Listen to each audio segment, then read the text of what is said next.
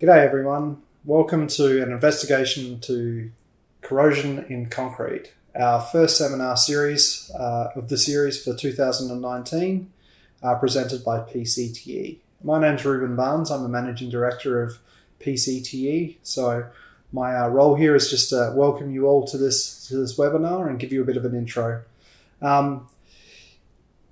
We're really excited about this year, 2019. It started pretty quickly, and we've got a few things to tell you about. We've increased our sales staff with a new salesperson in Victoria, Monica Simhadri. She's a graduate civil engineer, and we're really excited about how quickly she's taking to the information and how she's going to be able to support our Victorian customers. We have a really packed year with regards to exhibitions. I think I have 6 on the books at the moment, and they start off really quickly. So we've got 2 next month in March. The first one is the Australian Oil and Gas, which will be our industrial NDT launch. For those of you guys who are unaware, we've just added that to our range. And then we've also got Civinex, which is going to be in Sydney. And that's going to be more based around, obviously, some of our construction products, such as our ground penetrating radars for utility and also for concrete scanning. So today's webinar is going to centre around corrosion in concrete. It's going to be presented by our CNDT and New South Wales manager, William Ward. He's incredibly knowledgeable on the subject, and I think that it'll be really insightful for people that know a little bit about corrosion and people that don't know that much about corrosion in concrete. Whenever I'm doing my presentations on corrosion in concrete, I always try to talk about this toolbox of techniques. There's no one technique that tells you absolutely everything that you need to know. You almost need to probe around the problem to get the information that you require. So a cover meter for cover, a resistivity meter for understanding the conductivity of the concrete. And it's placing all of these techniques together that gives you the holistic information and answer about what's going on with your structure. There are a couple of subjects that won't be covered today. We won't be looking into ground penetrating radar for the condition of bridge decks. That's an ASTM standard. And in addition to that, we won't really be looking at corrosion and steel elements such as UT thickness measurements or anything like that. Additionally, we can't really cover corrosion monitoring. So corrosion monitoring is basically installing sensors and probes onto your structure to give yourself an advanced warning of corrosion before it actually occurs. And this is incredibly powerful technology because it allows you to catch corrosion before it's actually occurred. And because of that, it can actually lower the maintenance cost of your structure. We've got some really great partners in this space with regards to Force Technology out of Denmark and also Protector out of Norway, who have some great solutions for your corrosion monitoring of structures. We've got some great products coming up this year in 2019. We've actually signed up 6 new suppliers, so we're really excited about GB Inspection. We'll be presenting at the AOG their Limbo Toft and Tula probes. So the Limbo is for scanning of welds in flanges, and the Tula is for high temperature corrosion damage. We have our new REL UV lamps, which are actually, they're great pieces of equipment. They actually accept Milwaukee lithium batteries, so it makes it really easy to keep on testing with those. We have a bunch of new equipment coming from ProSec, one of our great suppliers out of Switzerland, and we also have a new firmware update coming in about a month for our LMX200 GPR utility scanners. We also welcome on board 3IG video scope for video scopes and UniWest for eddy current technologies. So we've got all of those new products. The best way to hear about that is to sign up for our newsletter. So if you're not signed up to our newsletter, please go ahead. If you're not into receiving emails, then maybe just check out our websites. We tend to keep those up to date. So we have two websites now. There's pcte.com.au, which centers on our lab, ground penetrating radar and construction NDT products. And then we also have industrial-NDT, which is our new industrial NDT supply website. So thank you very much for listening to me. I'll let William step in and start presenting some of the technical stuff. Thank you so much. We're really excited about this year and really look forward to hopefully meeting a few of you this year. So thank you.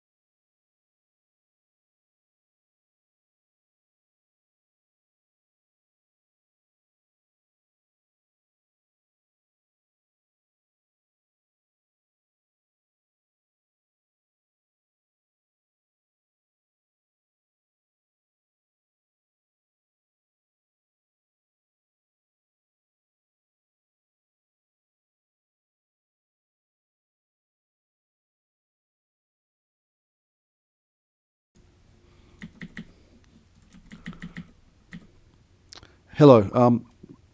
I do apologise. The sound has been fixed now. And welcome. Thank you very much for joining me for our first seminar on corrosion for the year. Hi. Sorry for the trouble. We've got all the sound working now. So I'll be talking today about primarily the inspection tools used to investigate corrosion within concrete. And also the way you can approach a inspection task, selection of equipment, what other information should be gathered going beyond non-destructive testing, and then moving out from there to the specific application of each tool and some of the nuances and details that will make those tools appropriate for the task and ensure that the data collected is of value and use.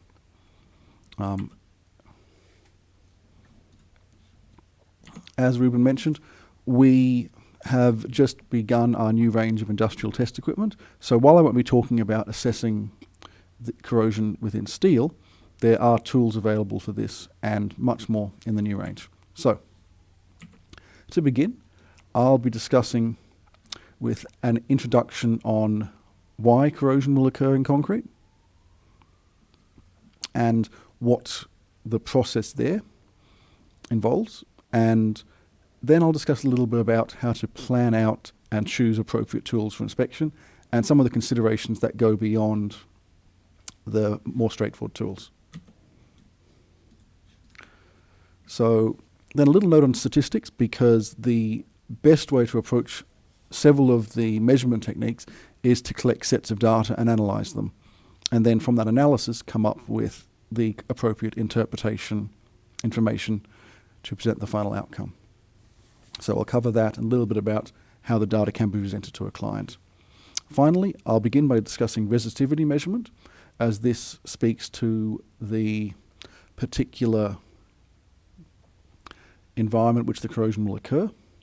Then half-cell potential testing, which is a very valuable tool to determine what regions are at risk of corrosion. Corrosion rate measurement, which can evaluate a little bit more about what's happening in those areas. And finally, I'll cover cover measurement, because that's a very important part of the durability of the structure, and is also compared to other tests, not destructive tests, which are used as part of a corrosion survey. So to begin, in order for corrosion to occur, there needs to be available water and oxygen at the level of the steel. If you starve a structure of water or oxygen, there won't be the prerequisites for that corrosion to begin. The second note is that normally the pore water of concrete is very basic, very alkaline, which forms a protective layer on the steel. So that protective layer needs to be broken down, and when it has been, then the corrosion process can begin. Anodes and cathodes will form, and the structure will begin to corrode, and eventually the damage will be visible. But by the time the damage is visible, there's already been a large amount of iron oxide formed, and so even cracking or rust staining, there's already quite a lot going on. The whole point of using non-destructive tools to investigate corrosion is they can better evaluate the extent of corrosion before it's visible on the structure, and allow the people doing the investigation to make intelligent choices about remediation and also the future life of that structure. So what reduces the natural protection of that concrete? So we've got to reduce the pH below 11. And of course, free acid could do that naturally, but there's also the effect of carbonation, where carbon dioxide will react with water to form a weak acid. This is more common in areas with a increased volume of carbon dioxide, or in areas where they've been existing for a long time. Now, chloride-induced corrosion is very common in Australia. We're a marine country, with most of our inhabited regions occurring near the coast. Now, with chloride-induced corrosion, there is an acidic breakdown, but there's also the natural effect of the chlorides to allow the iron to begin corroding. It's very aggressive, and it's common to cause pitting localized style corrosion, which then allows tools like half-cell potential to be very appropriate to evaluate corroding and non-corroding regions. Now, the other thing to catch here is I've put a little bit of information about a potential chloride threshold. Now, this is a value of chloride ion by weight of cement close to the steel. So if you have measured that and can compare that, this can give you an idea of which regions are at risk of corrosion, even if other survey methods have not yet caught that corrosion having begun. So, depending upon what the aims of your inspection is, there'll be different tasks that need to be completed. If it's just picking up where damage has occurred, a visual inspection, possibly combined with a simple technique like a drummy test or an impact echo survey, can pick up regions of delamination where the rust has popped the front plate of concrete loose of the steel. But once you want to evaluate where corrosion's happening but it's not going to be visible or detectable, then you need to go to the electrochemical techniques, which are half-cell potential and corrosion rate measurement. Now, going beyond that, it's also possible by combining cover measurements with an understanding of where the chloride threshold exceeds the chosen value to survey regions that are at risk now, or even if you take into account how quickly the diffusion of those chlorides are occurring, regions that will be at risk of future. It's also important on a complex structure to evaluate different corrosion environments. If you're looking at, say, a wharf, there would be regions immersed in salt water, regions in the splash side of that salt water, and regions that are sitting high and dry. And each of those is going to be a different exposure zone, and should be, when you're pulling data sets together, those should be isolated from one another, so you're comparing like to like. Talk about a bit more about that as we go. So, the main role of a visual inspection is going to be to pick up a structural issue or to evaluate surface attack. So by surface attack, I mean areas that might be going beyond corrosion of steel, but instead look at actual degradation of the cover concrete itself, so by acid attack or by wearing, abrading.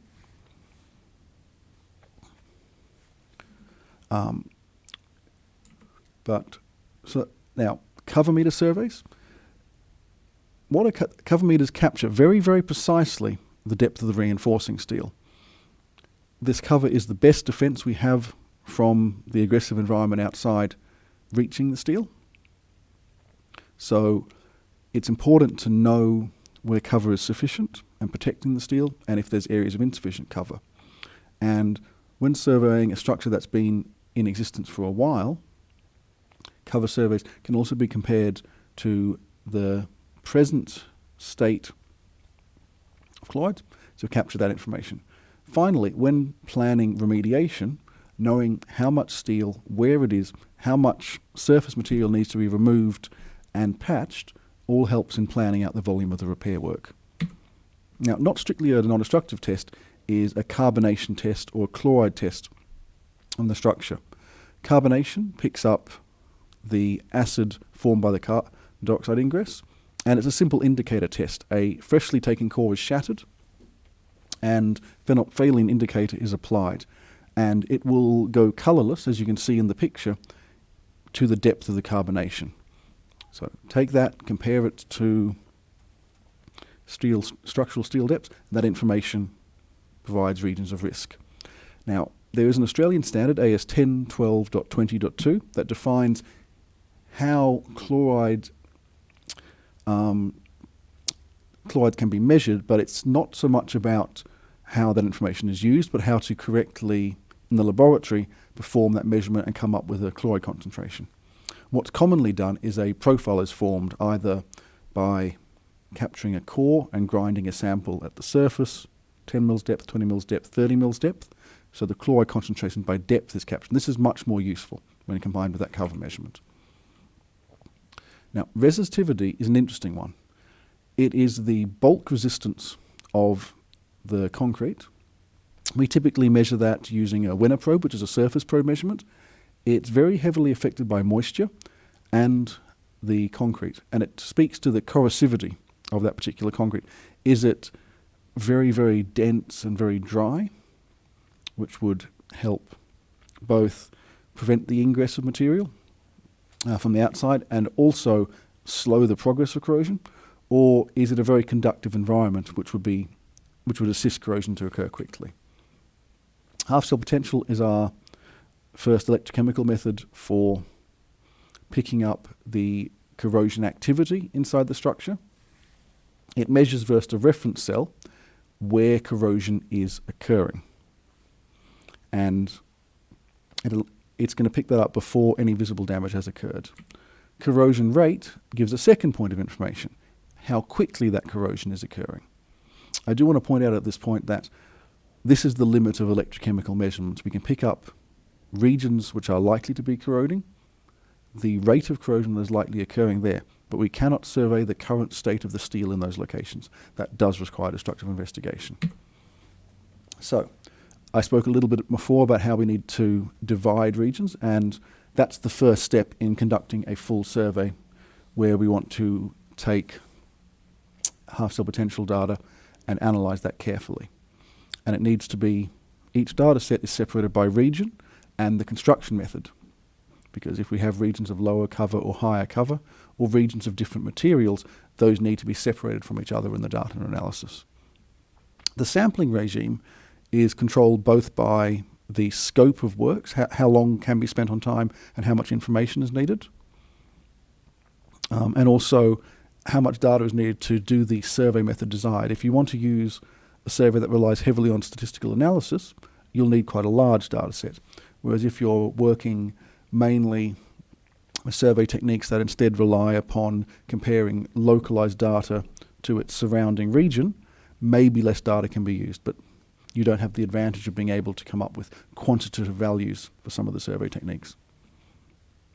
And the hardest thing when collecting large sets of data is correctly documenting from where they've been taken, how they've been taken, and all the other procedures. So this is where a performance document and having a plan when going outside is very important. So I quickly mentioned statistical analysis, and perhaps the best example I can offer why this is valuable is that it takes us beyond comparing average values to average values. If we only look at the average concrete cover and the average depth of carbonation in a structure, and they have not yet overlapped, the obvious assumption is, well, everything's fine. We don't need to think more about that area because there's not enough acid at the level of the steel. But if we actually compare the distribution of the data, looking at, so this is the average value, but there's going to be some regions within that value which are deeper and some that are more shallow. And similarly, there's an average value of a concrete cover, and that steel is going to have some variation to it. By comparing the two, you can pick up, within a degree of probability, what the actual minimum cover depth should be in that survey for remediation, just taking into account the natural variability of the techniques. Now, in order to correctly do that, you do need a somewhat larger data set. You need at least 30 measurements to correctly conduct an analysis and get a standard deviation and a 95% confidence of what the depth would be.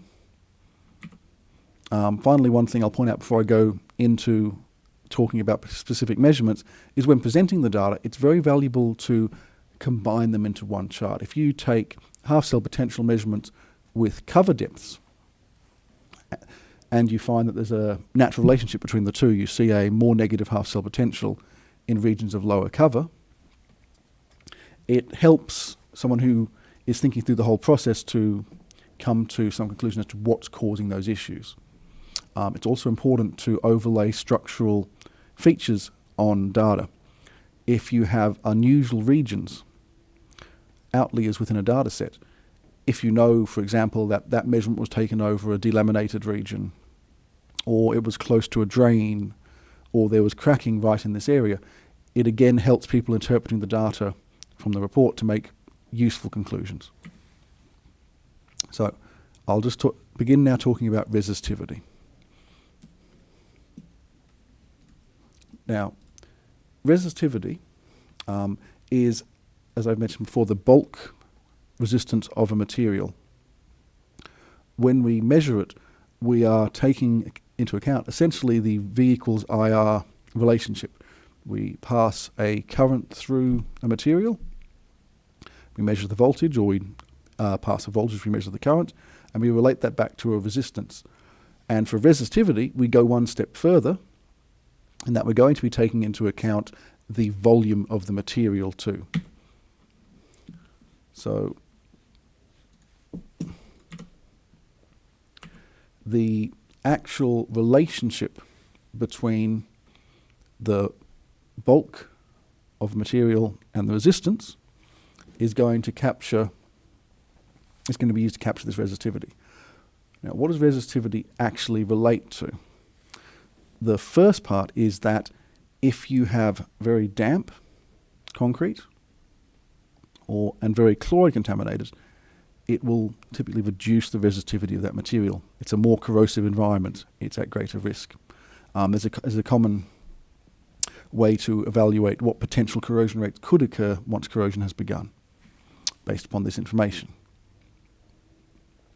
It's also used to evaluate the materials themselves. A high resistivity material is by its nature going to have a lower diffusion rate for the outside environment, so it can be used to evaluate repair mortars and other materials for how quickly they're going to allow diffusion to occur. There's actually a relationship between resistivity and the rapid chloride penetration test.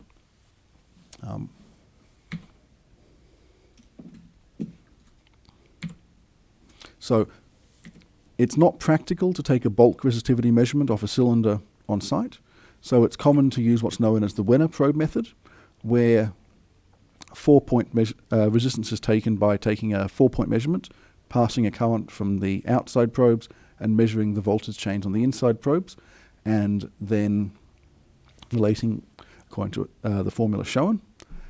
This surface measurement is different to the bulk resistivity measurement. It should not be directly compared, but they evaluate under the same units of kiloohm centimeters. So with this technique, the probe spacing has a relationship to the depth of penetration, and at the start, it should be larger than the maximum aggregate size. Typically, that'll be 50 millimeters. The international standard, which compares to rapid chloride penetration, is instead relating to a 38 millimeter spacing. So the key thing with this technique is the electrical contact needs to be good, and that the operator needs to understand what moisture is doing to their measurement.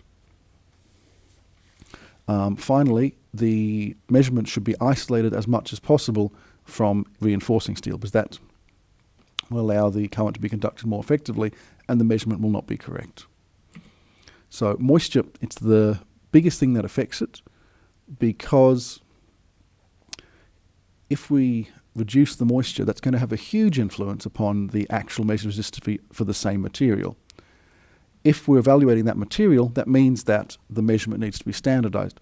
Most commonly, samples would be taken, allowed to saturate in a water bath, and then the resistivity measured, allowing a direct comparison between different materials. Whereas if we're measuring on site, we need to understand what the resistivity measurement is telling us about the moisture content as well as the material itself. Now, a bit of an example of how different resistivities affect the ability for corrosion to occur. The flow of current is controlled by electrical resistance, and if we increase the chloride content or reduce the resistivity, or reduce the moisture, it's going to affect the place that we can evaluate. So in this particular example, if we have a corrosion limit occurring here, and we have moisture versus resistivity, it's going to either of those is going to change the measurement. Finally, I just want to point out a couple of historical values, looking at a corrosion rate by resistivity. As I said, these rely very much upon the conditions existing for corrosion to occur already, moisture and some activating and corrosion having begun of the steel. And then the corrosion rate relationship given here instead relates to how much the resistivity of the concrete is helping or hindering the flow of ions, so therefore the speed of corrosion. Now, it's a measure of the content. So I wanted to quickly discuss this first because resistivity has an important relationship to our next measurement technique, which is half-cell potential measurements. Now, a half-cell potential measurement is going to be the measurement of the potential difference between a fixed reference electrode and the internal steel in the concrete. Practically, where corrosion is occurring, there's going to be a decrease in the millivolt value occurring local to the regions of anodic corrosion. We can take advantage of that decrease to map out a potential value across the entire structure, and based upon that, evaluate regions which are and are not corroding.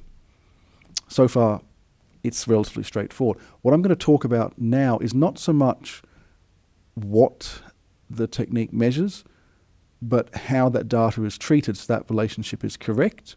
And a number of corner cases don't prevent the interpretation from being meaningful. So, beginning with how the measurement is taken, the reference electrode is placed on the concrete surface. A high impedance voltage measurement circuit is connected to the reference electrode, and a connection is made to the reinforcing steel. The reference electrode is usually with a wet sponge placed on the dampened surface, forming an electrical circuit. And between the metal in the reference electrode and the steel, moving through the conductive solution of the pore water and the solution in the reference electrode, there will be a voltage occurring due to a small current flow between the dissimilar metals. One measurement is relatively meaningless, but by measuring across the structure, there's going to be differences in certain regions. And the interpretation of this change in millivolt potential is going to be how we map out potentials and how we interpret regions of corrosion. On the diagrams I have here, the practical thing to consider is that we are presenting an anodic region in both cases, and the effect of that anodic region is to create a reduction in millivolt potential. So from minus 100 to minus 350 in this case, and down to minus 400 from a roughly zero value in this example. These points or funnels represent just the influence of a point of an active region of corrosion. Now, the way that the data collection typically looks is the reference electrode is placed on the surface, the values are allowed to stabilize, and based on that measurement, the different regions are mapped out.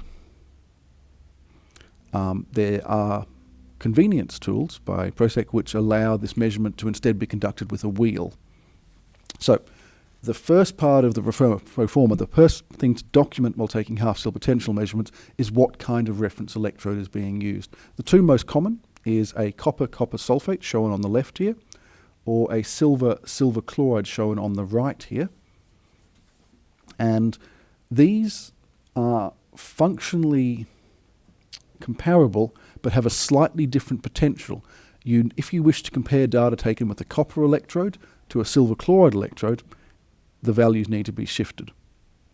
Now, the main advantages with the copper sulfate electrodes is that they're commonly referred to in standards, and there are some very useful convenience tools that will allow very fast data collection.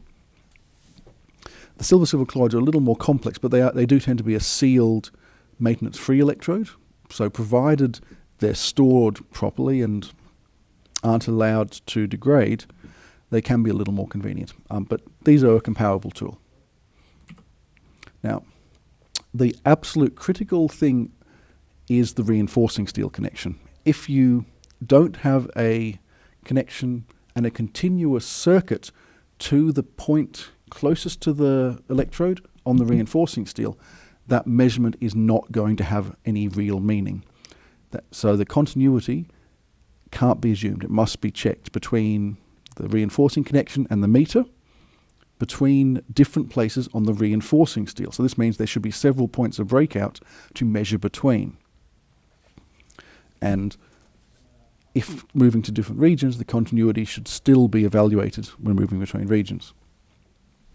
The other thing is it's vital to actually be able to capture regions of change in half cell potential, and that's where the spacing comes in. The ASTM standard does give some recommendations upon the maximum change allowable between points, and what that means is how quickly the values increase or decrease when you move point to point. And if you take into account some of the other considerations, they will affect what spacing you choose too. If it's going to be very hard to measure the potential shifts and the shifts are going to be quite small, then the spacing needs to be tighter to capture very localized outcomes.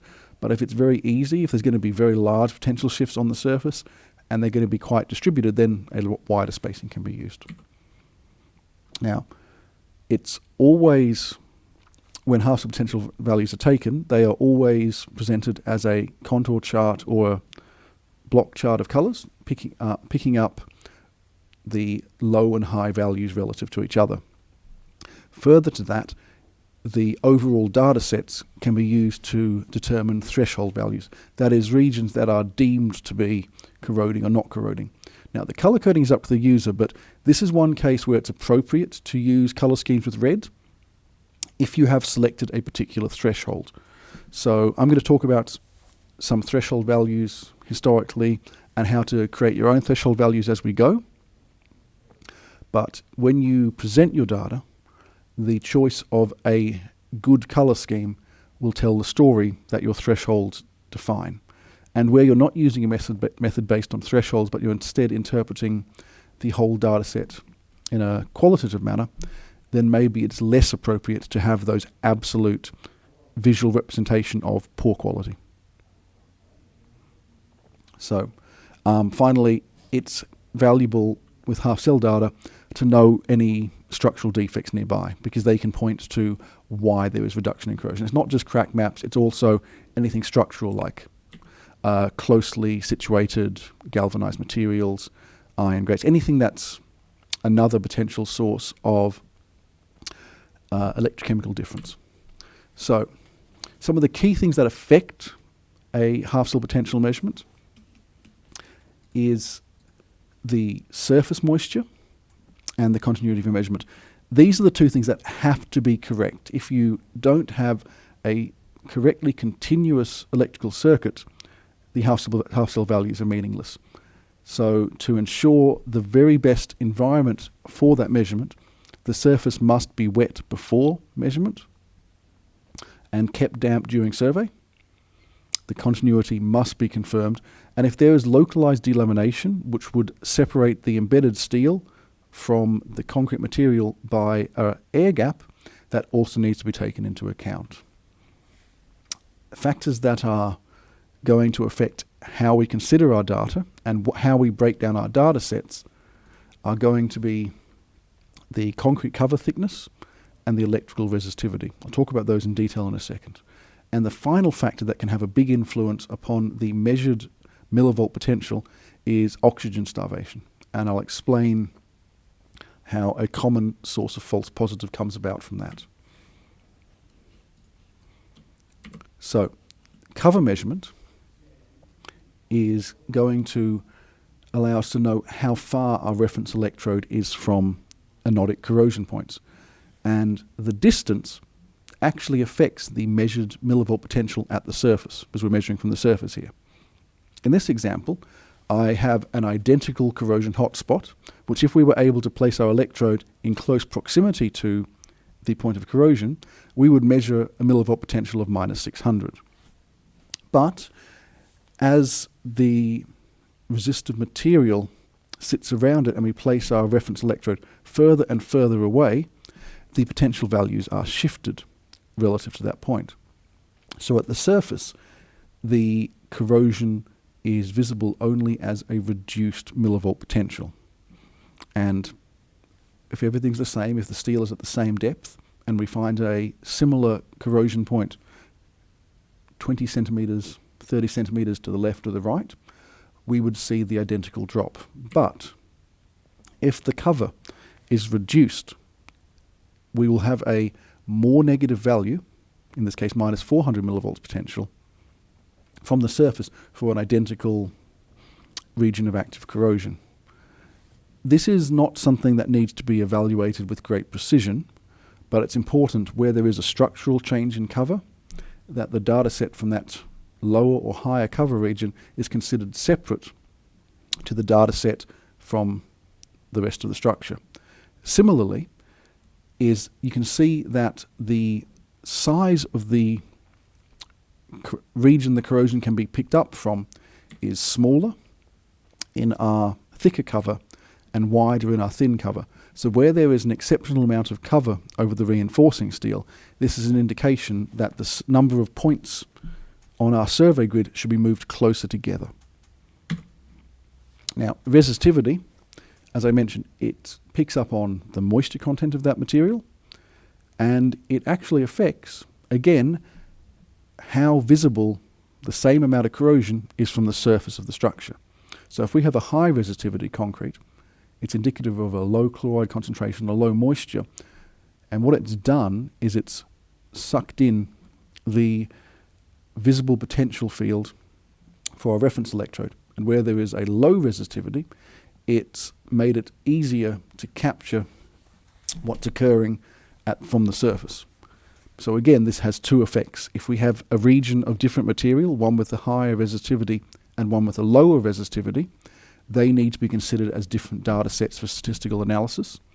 And secondly, in regions of high resistivity, the spacing of survey points need to be closer together. Now, oxygen starvation is the hairy one. I mentioned before that in order for corrosion to occur, there needs to be oxygen and water at the level of the steel. So oxygen starvation creates regions where corrosion is perhaps not yet occurring, but the measurement in millivolts from the surface will be highly negative. Now,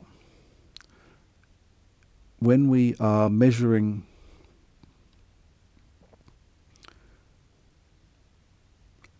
conventionally and we're trying to pick up corrosion occurring, it's an anodic shift in measurement.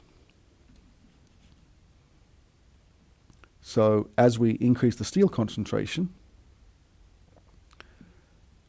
we will change the mathematics occurring between the steel and the reference electrode, and corrosion will be allowed to begin. But if we instead decrease the oxygen content surrounding that steel, there is a different change, which results in a similar reduction in potential, but it's not due to the ingress of our chlorides or carbonation. So it's critical in regions which may be oxygen starved, so fully saturated areas where there's would not be much oxygen dissolved in the structure, that this be captured as during the survey stages, and where there is some question, chloride ingress or carbonation depths can be checked to really establish what's occurring. Now, I'm going to now I want to talk a little bit about some of the most common standards which get discussed when talking about half-cell potential values. The most commonly referred to standard for the longest time has been the ASTM C876-9 thresholds, and they define in a appendix that for a humid chloride-contaminated concrete, thresholds for in millivolt potential for 90% probability that there's no corrosion and 90% probability that corrosion is occurring. This provides a very straightforward interpretation, but it only captures a very slim range of structures that may be surveyed.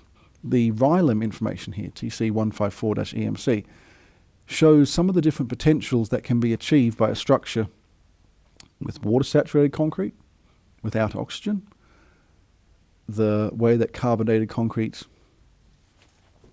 and the way that dry or wet concrete can shift potential values, making the interpretation by the ASTM method inappropriate. Going a little beyond that, I reviewed recently the paper, The Reliability of Corrosion Detection in Reinforced Concrete Structures and the Impact of the Half-Cell Potential Evaluation by Kebler and Gellen. Now, this particular paper was a paper where they modelled electronically a potential field within a concrete structure, regions of anodic and cathodic, corroding, non-corroding, and they controlled for the resistivity of that material surrounding that.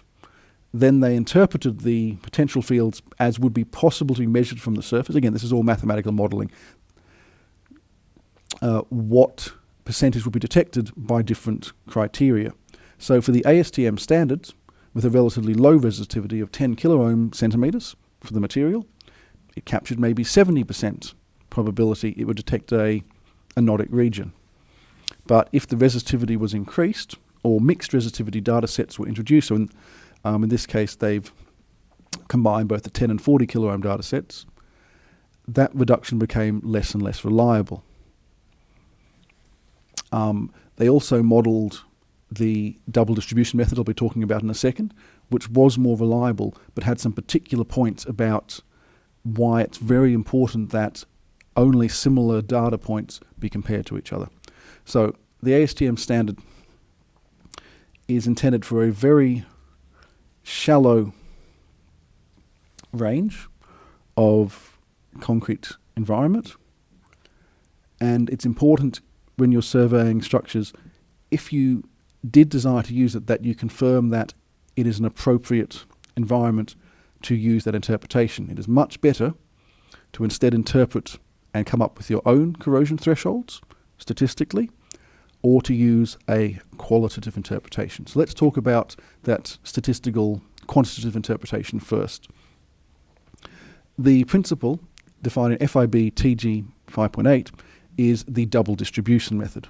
And this takes into account that if we collect a sufficiently large millivolt value half-cell potential survey data set on a homogeneous material, so in this case that would mean similar cover, similar resistivity, similar moisture contents, there would be two kinds of millivolt potentials. Those that are visible where corrosion is occurring, which will be more negative commonly, and those where the steel is passive and uncorroding, which will be more positive. Now, unless the data set is extremely tidy, it wouldn't be visible as cleanly as in this chart here, where the two distributions are shown versus each other. They'd instead be combined into one data set, but there's a way to isolate the points and define a threshold in a combined data set. And that is to look at the cumulative frequency versus the relative frequency of a data set. I do apologize, the points here have been swapped over, so the cumulative frequency is actually the black line, and the relative frequency is the grey bars. So this is again a exaggerated example where the two distributions are clearly visible, and what can be seen here is that the slope of the cumulative frequency line is at two different angles when only one data set is influencing it. And then there's a sum between the two when the distribution of the combined active and passive regions is combined. So practically, if we're taking a real data set, it's possible to match up changes in the slope of that cumulative chart to pick out passive and active corrosion thresholds. This technique is then appropriate for all areas on that structure that are similar to each other. So you would do this on all areas exposed to tidal zone, or areas with similar cover, all areas exposed to the splash zone with similar cover. And essentially, each of those data sets would have its own threshold, and the interpretation would be specific to that structure. It doesn't need a larger data set, but it's a way to come to a quantitative threshold-based interpretation for that structure. And again, it's absolutely critical, like to like. If you have a change in resistivity, cover, or or something else that affects these measurements, that needs to be taken account in the data set split. Now, the other common method of interpretation is essentially looking for regions of rapid change. Could be known as the funnel method, and in this case, on a chart of the half-cell potential, you look for regions where the half-cell potential values have become more negative quickly, which is deemed to be the influence of a local anodic corrosion point. Now, this is something which, if you have two different people interpreting the same data, they may come to different conclusions, and there is an element of experience, though it can be helped to have a numerical value for the rate of change, to have a second data set to compare. Now, one of the advantages is if you had a subtle change in geometry, you would capture that visually and you would interpret that visually. So it lacks the statistical rigor of larger data sets, but it is another way to interpret that moves away from using a generic threshold potential as defined in the ASTM standard. So that's where I will finish up talking on half-cell potential. Now, I'll be discussing corrosion rate next. Now, corrosion rate really builds upon our half-cell potential measurements and allows a little more information to be taken from the same structure. You would never take corrosion rate data without matching half-cell potential data, because it informs and expands on the half-cell potential information. So I'll talk about what it adds, and again, how to collect data and how to interpret it. So, corrosion rate is where you capture the current flow and relate that to a loss of section of the reinforcing steel. So if you have a very fast corrosion rate, that can be used to assist with regions that need to be remediated quickly, versus regions where the corrosion rate can be sufficiently slow that even though corrosion is occurring, degradation may not be occurring as quickly.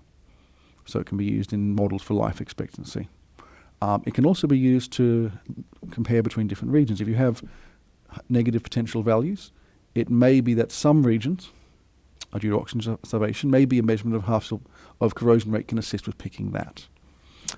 Finally, where you have a water-saturated structure, half-cell potential values are not as useful, so this may be an appropriate alternate survey technique. Now, the particular technique I'm going to talk about today is one of a couple of different polarization techniques known as the galvanostatic pulse method. In this case, it's a quick method where a static half-cell potential is measured, then using a counter-electrode, which is some additional metal in contact with the moisture on the surface of the concrete, a pulse of current is supplied at a fixed current, and the potential will shift slightly but during the application of that current, and it will be tweaked to cause a shift of less than 20 millivolts. It can then be calculated by assessing the polarization of the steel, which is how quickly or slowly the potential is changed when that current is applied, and then relating that polarization resistance through a Stern-Gerry equation, which is a corrosion about corrosion rates, to the corrosion rate that's occurring based upon a fixed current. So we apply a current, we measure and relate that back to a polarization resistance, and they relate that back to a corrosion rate. For regions that are not corroding or gently corroding, a relatively low current would be suitable. But if there's active corrosion occurring, the current may need to be increased. And again, this is tweaked by the operator of the tools to achieve the desired millivolt shift. It's also important that the data be consistent with the expected instant and then polarized shift in potential. Whereas if there are unusual changes in potential at the beginning or at the end of the potential, that can be caused by issues with contact or wetting of the surface during measurement. There also needs to be a sufficiently conductive environment to conduct this measurement. If there's a very low resistivity, that's fine, but if there's a high resistivity, it can prevent this measurement from being appropriate. So The outcome from the technique is in a microamps per centimetre corrosion rate, and that can be related to section loss using Faraday's law. And that's a direct value. So if you have, and you can either consider them in terms of low, moderate, or high corrosion activity, or relate that mathematically back to section loss. And in this example, measurements have been taken of a resistance, a corrosion rate, and a half cell potential, and essentially it's capturing that in the areas showing a more negative half cell potential, so essentially a drop that would indicate an anodic region, there's matching information that the corrosion is occurring. The resistance, which is in this case not resistivity, it's just a raw resistance measurement, has also picked up a decrease in resistance near to the regions of corrosion, which is an environment in which corrosion is able to occur. Now, just a few final words on when each technique is appropriate. So it's most commonly used in regions of half cell potential and corrosion rate measurement, half cell on the left, corrosion rate measurement on the right, in an untreated, damp but not wet concrete. Half cell potential is an appropriate survey method to pick up regions of chloride-induced corrosion. Carbonation is a little trickier because it requires localized corrosion to occur. If you've got a generalized corrosion, it would not have a change in half cell potential to locate. Similarly, in very wet concrete, half cell potential starts to run into issues of oxygen starvation, other things that can make it more difficult to interpret the half cell measurement, at which point the corrosion rate can be a second point of interpretation in those areas. Similarly, it becomes very difficult to start using tools like half cell where there is coated or electrically discontinuous things. So if you've got a coated surface or something which prevents the measurement occurring, that's not going to allow either technique to be appropriate. They're both an electrochemical measurement. So that's a quick finish of the electrical potential survey methods. So let's finally talk a bit about the cover measurement. And as I mentioned, in corrosion investigation, this is most useful to pick up regions at risk where they are likely to be the first to have corrosion begin because of the reduced protection, and also comparing to measured values of chloride with depth or carbonation with depth to pick up regions at risk compared to that.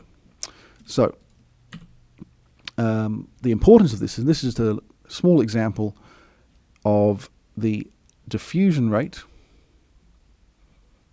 so the increase in diffusion of the chlorides at the level of the steel. So it starts low, and as diffusion continues, a 10% reduction in cover from a 50 to a 55 to 50 mil cover, it allows the activation level, so this is initiating level of chloride, to be reached 10 years earlier. So a small variation in cover can have a big effect on the long-term durability of a structure. Similarly for carbonation, if you predict the depth that the carbonation will occur at, it will reach the steel earlier when there's less concrete cover and above it. So cover meters are a magnetic pulse induction measurement tool, and they will measure very precisely the depth of the reinforcing steel. Under most circumstances, they will also locate the position of the steel laterally, and they can estimate the bar size, and that is an estimate. So the way they work is they induce a current about electrical coils, and all they see is a signal strength. So any visual presentation of the information is controlled by the machine. In fact, even the depth measurement is based upon a lookup table built by the manufacturer, because all the machine is seeing is how much magnetic signal, how strong the pulse induction signal is. Now, one key thing I want to point out here is that if we change the diameter of the reinforcing bar, it's a relatively linear change with increase or decrease. But if I move that closer or further away from the probe, it can be an exponential change. This is why cover measurement is so precise with the cover meter, and why bar diameters will are almost by their nature an estimate. So a couple of the limits. The survey tool caps out at maybe 150 to 180 mils, depending upon the size of the bar and the structure. if you have bars too close to one another, they will both sit within the region activated by the magnetic coil, and without correction, the covers will appear unnaturally shallow. And there's also a loss in precision with depth. So within the first 60 mils or so to 70 mils, you'll be within a few mils, 1 mil or 2 mil of the depth by the manufacturer, and then you get increased loss of precision with a increasing depth. There is also a loss in precision where the exact diameter of the bar is not known, but it's possible to determine this if you think in terms of what the largest and smallest reinforcing bars may be. So in this example, a 60 mil bar is the correct cover, so the cover depth should be precise when the machine is set to 60 mils. But if the machine was set to a more shallow or deeper cover, this is showing the potential error introduced by those changes. This information is available in manufacturer manuals. It can be a very valuable tool to, again, give some quantitative information about uncertainties when data has not been collected. Now, even a simple reinforcing layout, there's some gotchas. You need to place your probe directly over the reinforcing steel in a region isolated from other bars. And it needs to be aligned parallel to its line of operation. So bars that are oriented unusually or surveying over crossing bars will reduce the accuracy of your measurements. Things become more complex once you get to the kind of reinforcing steel seen within infrastructure. Because while there will be regions where you can isolate a measurement, there will be lots of regions where reinforcing steel overlaps or it's too dense to take a measurement. And in this case, different tools like a neighbouring bar correction factor, when bars are closely spaced but isolated, or moving away from lapped reinforcing bars to take measurements in unlapped areas are required. This means that the surveyor needs to have a much better understanding, either based upon drawings or upon a more careful survey. It's also possible in situations like this to use tools like ground penetrating radar, which are not as precise. They may have a centimetre of uncertainty to the measurement, but depending upon what it's being used for, that may be enough to be useful. Now, there's a couple of examples of go and no-go situations where a single reinforcing bar is sufficiently isolated from surrounding cover, the measurement will be exact with no correction. Where reinforcing bars are closer spaced than around 130 mils, a correction factor is required for the depth measurement to be correct. But where you have lapped reinforcing bars, or the cover meter probe is directly over a perpendicular bar on top or below the parallel bars, it won't be able to measure correctly, and a different region will be needed to be selected for measurement. The lapped reinforcing bar is the trickiest one, and it can require shifts quite a way away from joins and edges to find isolated areas. If you are doing a cover survey along a wall and there's a region in which the bars seem to lose several mils of cover every couple of meters of spacing, it's very likely that's where the reinforcing cages have overlapped with each other. So look, that completes our presentation for today. It is a live presentation, so if there's any questions I can answer, I'll keep an eye on the live chat for a while. Thank you very much for joining us, and I hope that has been a good start on corrosion investigation and some of the tools you can use for that. Thank you for joining us. So I'm just going to keep an eye. If you need to use the live chat, it's on the right-hand side once you bring your video back into the window rather than being maximized. I'm going to have to spend a few minutes catching up with you. Now, some of the tools I did talk about during this presentation have been the profimeter, which has been used as both a half-cell potential system and a cover meter. This is a unit by prosec. It is a very powerful data logging system. It's able to collect large data sets, and the interpretation I showed of the double distribution method was also done using output from that machine. So it can make things a lot more straightforward for that. The ResiPod is a handheld resistivity meter that can take both the Wenner probe measurements I showed and a bulk resistivity, which is based upon using a cylinder of known size for the measurement. I should have caught up now, so I'll keep an eye out for any conversation.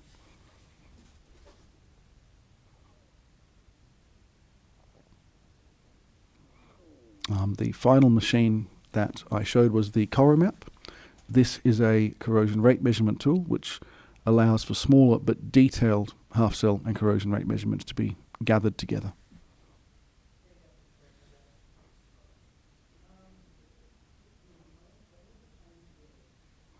Okay, I'm not currently seeing any change in the chat, so I'll wait another minute or two, then I'll sign off, and thanks again for joining us. Have a very nice afternoon.